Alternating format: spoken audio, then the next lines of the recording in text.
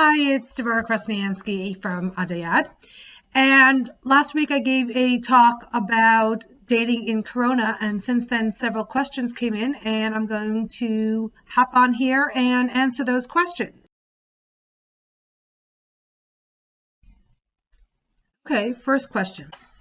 I heard that online Zoom dating doesn't work, that it's too hard to make a relationship. True. Online dating is different. Not that it's necessarily too hard to make a relationship. It is different, and it's something new to our community.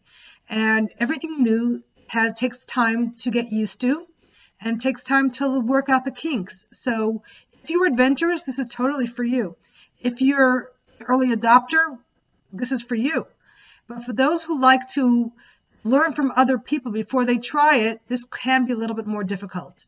It doesn't have to be, and it's really an exciting way to get to know people.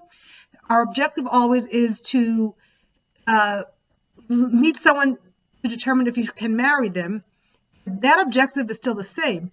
It's just a different way of doing it.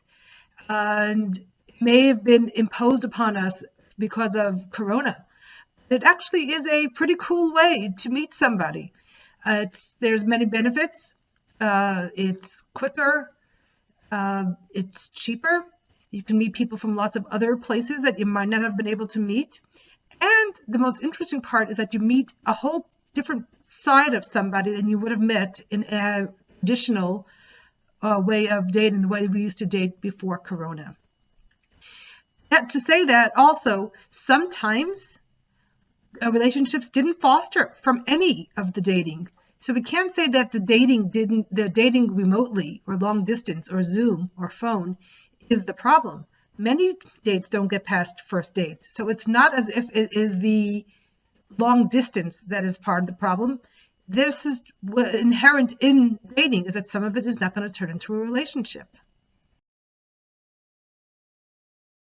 Next question. So I tried online dating and it felt like a work meeting. What can I do differently? I'll kavod to you for trying. If you have just a conversation face-to-face, Zoom, or Skype is actually better technology than Zoom for this, then yes, it can feel like a work meeting. But there's so many wonderful, creative, interesting things that you can be doing long distance. And you should change it up. Sometimes a phone call, sometimes a Zoom, sometimes a multiplayer activity. Sometimes you could be walking in the park and showing off what you're seeing in your park, and the other one could be walking in their park. You can do people watching and share what you're seeing. You can go virtual museums. On our website, we shared several different ideas. It never has to feel the same. Question. I can't read the other one's body language, and it's really hard to get to know them. It's true. To some degree, when you are playing a virtual game, a multiplayer game, you don't even necessarily see the other person. You might hear their voice. You might see their thinking. You might be talking on the phone while you're doing the activity, so you have to be listening out for inflection and speed and the way that they're talking. So yes, missing out a whole bunch of body language. Number one, you cannot commit to marriage until you actually meet the person. So eventually you will have the body language, and it's just a different order of meeting somebody. Normally we would meet in person and then get to know if we like the person and if we're physically attracted. At this point, it may be a little bit more of liking the person and then seeing if there's physical attraction. I think it might be an interesting study to see if it changes shidduchim at all. Then the other thing to consider is that because it's hard to read body language and it's hard to read somebody, it takes more focus. And because it takes more focus, it can get exhausting, especially for introverts, for really anyone. So your Zoom dates should be shorter than a typical date, and let each other know, whether through the shadchan or talk to each other, that you're anticipating that it would be a shorter date, X amount of time. And of course, if you want to go on, you definitely can. But that way no one's insulted or misunderstands why the other one really wants to get it off. There's Zoom fatigue. It's a real thing. A few tips and points about long distance dating and particularly Zoom dating. Change it up.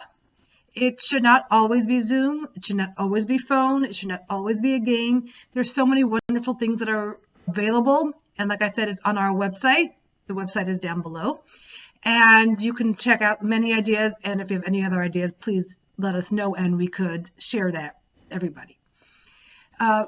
Eventually, the long distance dating can come in person. And that's really a conversation that the two of you ought to have about safety and concern for those who live with you and all of that. I am not going to address the health concerns of that at all.